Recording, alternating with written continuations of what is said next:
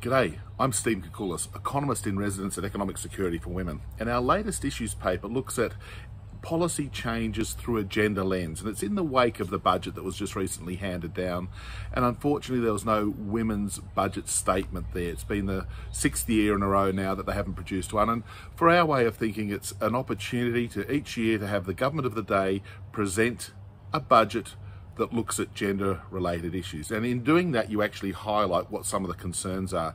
And those concerns from our perspective are on the pay gap, the superannuation gap.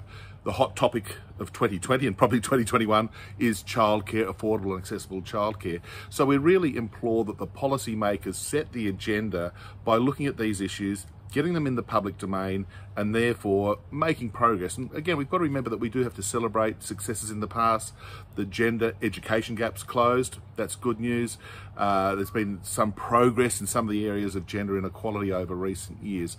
But we'd really love to see the budget incorporate some of these issues so that we can actually frame the debate. I do know one thing. The Westpac Index of Consumer Sentiment came out after the budget, and the reason why I'm raising that is that it was a very strong result.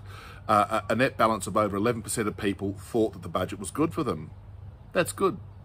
The interesting thing is, though, there was a massive skewing towards men. 21% of men thought they'd be better off under the budget.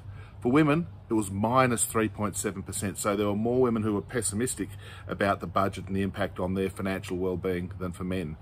I wonder why. Could it be that the tax cuts there were skewed to people who are on high incomes? Tends to be men, as we know from the gender pay gap.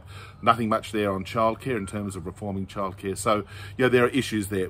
We implore the government to reintroduce the women's budget statement and to put women's issues at the top of the policy agenda. Thanks very much.